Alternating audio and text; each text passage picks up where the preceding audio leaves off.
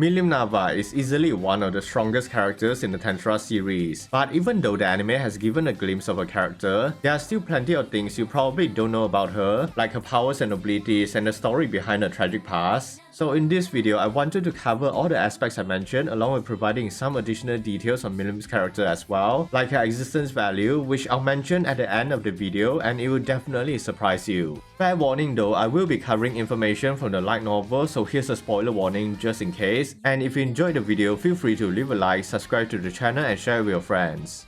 Now then, who is Milim Nava? Well, she is the daughter of the Star King Dragon Nava and princess of the Nazca Kingdom Lucia Nazca, which meant that she was born from the union between the true dragon and high human, making Milim the only dragonoid to exist in the Tensura world. So to briefly explain her species, she shares the same physical traits as Dragonews along with similar albeit more powerful versions of their intrinsic skills as well, like her Milim Eye and Milim Ear abilities. The former greatly enhances her eyesight to the point of being able to gauge the mana of a target and see through any deception, while the latter allows her to hear almost everything including someone's thoughts, except for encrypted communication through soul corridors. But that wasn't all. Another aspect that makes her species unique is the fact that a dragonoid possesses divinity, meaning she has a material body that will never age after a certain point, which essentially makes her immortal. However, she can still die if her ego is destroyed, otherwise she can just simply regenerate her body as long as she has sufficient energy to do so. Furthermore, I personally don't think this can be counted as the trait of a dragonoid, but when Milim was born, she had inherited much of Nava's powers, including the ability to manipulate a special substance called Stardust, something that exists beyond the concept of space and time, similar to information particles, meaning it's extremely difficult to observe or control unless you possess the dragon factor of Nava or exist as a digital life form, which is why Stardust might just be one of the strongest elements in the Tensura world, considering that no one aside from Milim can use it. Not only that, Stardust was so potent that Milim's Drago Buster can simply bypass the magic interference of characters back in season 1, or to give another example, in volume 20, when Milim was hit by disintegration and prominence acceleration, attacks that were infused with spiritrons and nihilistic energy respectively, she easily negated the damage just by having a layer of Stardust surrounding her.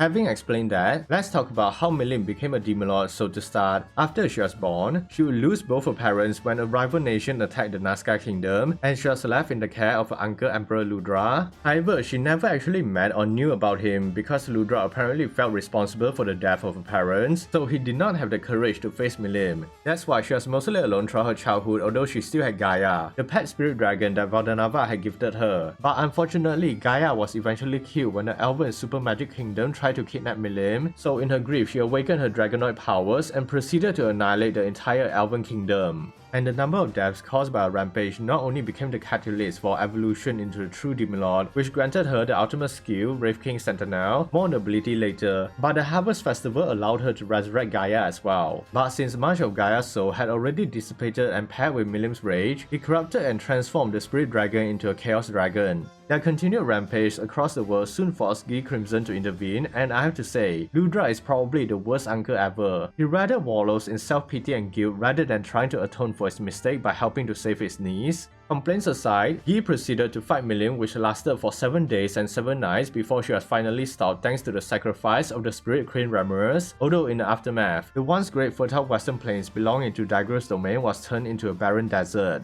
And this was essentially how Milim became a true Demon Lord, and following this disaster, she would earn the nickname of Destroyer, but likely as a way to atone for the destruction she caused. Milim apparently chose to spend her earlier years as a Demon Lord protecting the inhabitants of the world from various disasters and conflicts, even sealing away her beloved pet dragon Gaia. That said, Milim eventually stopped interfering with the world altogether after she discovered the existence of the Dragonews, and following the establishment of the Demon Lord Council alongside Guy and Rimuru. And to explain the first part, because Dragoneers were a race of demi-humans born from the union between humans and dragons, it meant their origin traces back to the Spirit Dragon, which reminded Milim of Gaia, so she decided to focus her attention onto them and became their protector. And because of this, the Dragoneers soon started to worship Milim as their goddess and renamed themselves into the Dragon Faithful, along with building building the city of the Forgotten Dragon in her honor. However, even though Milim doesn't actually rule over them, she did enjoy training with some of the stronger members of the Dragon Faithful like Midley, but she absolutely hated their offerings of raw ingredients, and despite her outspoken nature, she is surprisingly thoughtful of others, which is why she could not reject their kindness, instead relying on Rimuru and Shuna to help Midley change his approach to food as seen in the Founders Festival story arc. Now for the second point, the main reason she became more interested in the Demon Lord Council than saving the world is because she got bored of fighting weaker opponents, so she had hoped to find powerful or interesting people that can possibly give her some entertainment. She even adopted a more childish persona so that newer Demon Lords might underestimate her, or be dumb enough to challenge her, because despite the way she usually conducts herself in the series, Milim is actually quite intelligent. And it's actually one of the in-universe explanation as to why Milim sometimes dresses in skimpy outfits to further help facilitate this childish persona. In any case, Milim will always support any potential candidates that wish to join the council, but over the centuries, she never found any of the newer members to be interesting except for the Harpy Queen Frey, who Milim grew quite fond of as she often visited the Harpy nation of Fubrosia to find her, and would even occasionally drag her to random activities such as including her in Clayman's scheme to turn the Orc Disaster into a puppet Demon Lord. Although when the Orc Disaster was defeated by Rimuru, Milim would visit temples and the encounter would completely change her personality for the better, because after befriending Rimuru, she not only learned a new way of living, she also became more approachable as many simply treated her like a normal person, which according to Milim, was something that she has never experienced before. That's why it's not surprising during the incident involving Clayman and Walpurgis, Milim was willing to be abused and pretend to be mind controlled just to expose his schemes for the sake of her bestie Rimuru. Regardless, we all know what happened in the aftermath of Walpurgis. Milim would be given control of Clayman's entire territory once she was eliminated by Rimuru, but besides that, Milim had also acquired 2 new subordinates with both Karen and Frey choosing to step down as Demon Lords, which actually makes Milim the Demon Lord with the largest military force. But much to her annoyance, she now has to learn how to become a proper leader with help from Frey, who seems to have taken on a motherly role as well, and it's honestly heartwarming to see because Milim obviously never got to experience something like this for her entire life, although it did not take long for a rebellious phase to start. And what I mean by this is Milim often ran away from Frey's lesson either by making excuses or outright disappearing for days, spending most of the time playing in temples, specifically Ramurus' Labyrinth, like when she helped Rimuru to capture elemental dragons for the Labyrinth, or the time when she joined the Dungeon Dominators in Volume 10 as the Red Slime Assassin, although in the latter example, Milim was finally caught by Frey and dragged back to her nation. Now on the topic of Milim's new nation, the capital will be located at the former capital of Eurozania, and Rimuru will be sending Gale along with the Temple's Engineer Corps to help with the relocation and construction of the Sky Castle. As for their military strength, after Karen and Frey had joined, the command structure was reorganized, with Karen being appointed to be the general of the army, Frey was assigned to be the chief of the guard, and Midley was in charge of logistical support, but later in Volume 18, the Phantom Commander Obera would join as well and was given the role of military advisor. And funny enough, Milim decided to copy Rimuru by calling them her own 4 Heavenly Kings with Midley as the leader, which is a cute way to show how much influence Rimuru has on her. But back to the army, the primary fighting force is called the Flying Beast Knights, which consists of 100,000 soldiers and is made up of the former Beastmaster's Brigade along with the remnants of Clayman's army. It's led by Sophia, with Phobia being her second in command. Then we have Milim's Royal Guards, a super elite unit numbering around 100,000 members, and it was directly led by Frey with her daughters Lucia and Claire serving as her deputy officers. There's also the Soaring Flock, an army of Griffin Riders with around 3,000 warriors. Finally, the last group in the military were the logistical support troops led by Midley, but Hermes was actually the one in command of them. The members not only consist of the Dragon Faithfuls, but also stray margins, human mercenaries, and leftover soldiers from Clayman's army that did not qualify for the Flying Beast Knights, and because they are not suited for combat, they mainly carry supplies and assist in providing healing to the wounded. With that covered, I wanted to go over some of the notable moments involving Milim, like the expedition into the ruins of Soma in Volume 10, where she was forced to fight her beloved pet dragon. But because she did not have the courage to kill Gaia, she decided to trust Rimuru and follow his guidance without question, ultimately allowing them to save the broken soul of the former spirit dragon, and transferring everything into the same emulated soul used for the Dungeon Dominators. And this is such a good sequence that not only adds humanity to Milim's character by showing her in a vulnerable state, but also how much she trusted her bestie to save Gaia. Nonetheless, Gaia would eventually hatch in Volume 11, and it was allowed to stay inside the labyrinth to train,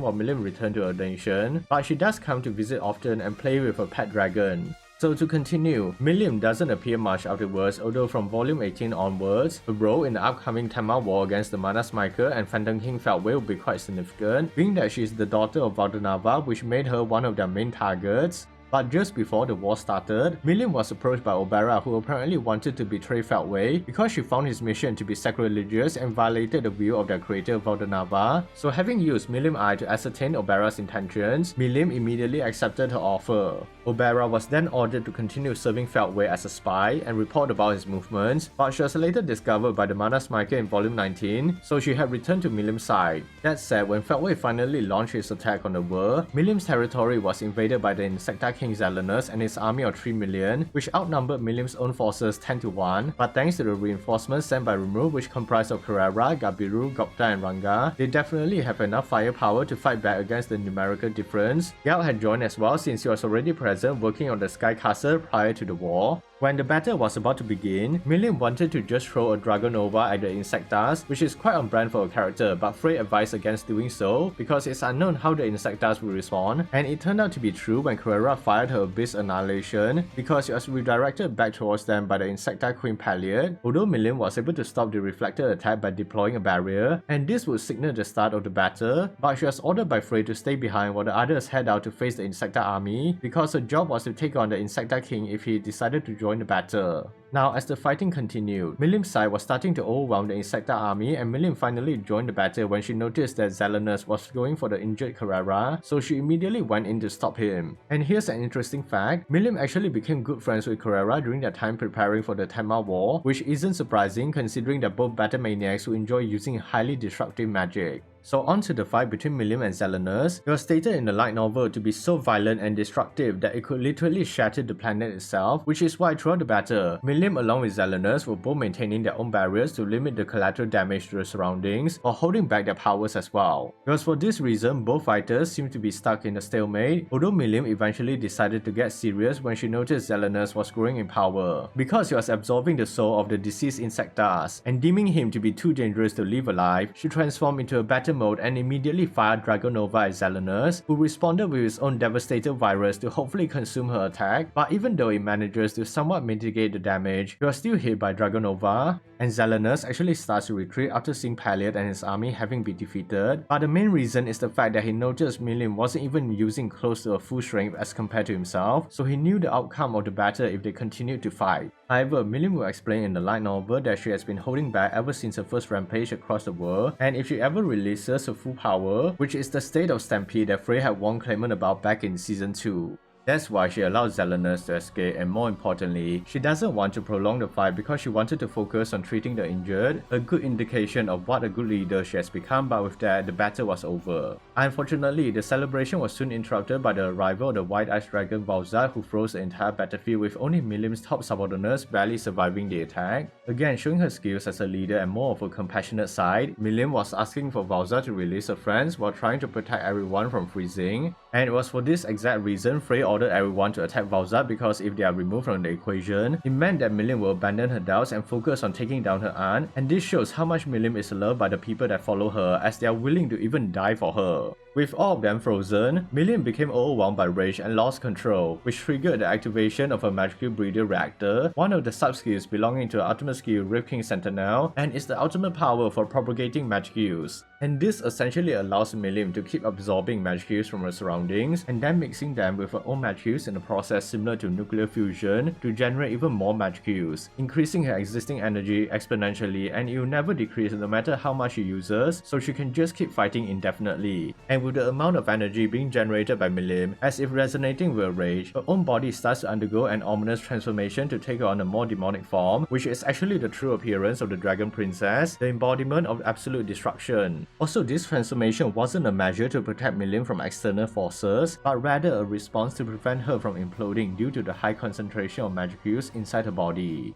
So having explained her ultimate skill, the enraged Milim was about to attack Valzad when Feldway arrived and used Regalia Dominion on her, which normally would have no effect, but because Milim's mental state was compromised, the process was easy. However, since her willpower was still insanely strong, Feldway could only issue simple commands like target the sacred tree of Sarian, and even then, once a command was given, he's unable to give another until the current one was finished. Nonetheless, Milim soon departed for the sacred tree alongside Valzad, but they were soon intercepted by Rimuru, Gi, and Valgren. Rimuru would be trying to slow Milim down and repair her sanity, while Gi was fighting Valzad and Valgren was trying to contain the damages caused by them because their fight was apparently breaking the planet, although their biggest worry was Milim releasing a fully powered version of Nova, because now that she was in a state of frenzy, one can only imagine how powerful it will be and the amount of damage it can do to the world. That's why just before she can use Nova on the sacred tree, Benimaru, Solware, Leon and Zelario launched a coordinated attack with their strongest abilities to stop her, and even though it did nothing to her because of the stardust surrounding her, it was enough to distract her briefly for Rimuru to negate the effects of Regalia Dominion. This meant that she was no longer targeting the sacred tree, instead shifting her focus to Rimuru, and she would chase after him to the barren lands, then the Heaven's Tower, because the protective barrier of the structure might be strong enough to withstand her damage. However, Feldway had predicted this and waited for their arrival, so he not only reapplied Regalia Dominion onto Milim, he also sent Rimuru to the edges of space and time. And it's unknown what is Milim's new target, but as of Volume 21, she was stated to still be attacking the Heaven's Tower. So yeah, that pretty much covers most of the character and story aspects involving Milim, along with the important abilities she possesses, but just before ending the video, I wanted to mention some of the miscellaneous things about her. For starters, Milim apparently created her own style of martial arts called Drago Fist, which uses a person's aura to combine with hand-to-hand combat techniques, and is commonly practiced by the Dragon Faithful, with Midley being the most proficient user. Now, aside from martial arts, Milim was a master swordsman as well, and whenever she is in a battle mode, she is often seen wielding the mythical great weapon Asura or Tenma depending on the translation, and because it was created by Milim Nava, it was considered to be the most powerful weapon ever made. And the weapon originally belonged to Gi Crimson, but later gifted the scimitar to Milim. In addition to that, Milim was gifted the Dragon Knuckle by a bestie Rimuru, which was made to reduce her physical strength so that she won't accidentally harm anyone in tempers. Also, since Milim is a demon lord, she had received a demon ring from Valzad, and this accessory allows the user to make trans-dimensional call with other demon lords. But moving on, I wanted to point out that Milim is considered a digital life form as well, meaning she is one of the very few individuals capable of perceiving information particles and move inside the suspended world. And this is just a weird one, but Milim apparently has hair muscles, which allows her to control her hair like a separate limb, as seen in the Tensura OVA episode. Lastly, she was classified as a disaster class threat level by humans, but in reality, she is actually a catastrophe class on the same level as true dragons. As for existence value, the exact number is unknown in her normal state, but in her stampede mode, it's more than 110 million, and with the effects of Rape King Sentinel, that number will simply keep growing, so in theory, her AV might have no limits. With that said, that's everything about the Destroyer Milim Nava, and I personally found her growth throughout the series to be one of the most compelling, because despite her tragic past, she never seems to let it overwhelm her. Instead, she still has the same childlike wonder in her, and only wants to make her friends happy. However, I honestly feel bad for her in the latest volume. Despite being the strongest demon lord, she could not do anything against Valzad or Feldway, although I think Rimuru will be rescuing her in the upcoming volume, so I'm excited for that to eventually happen.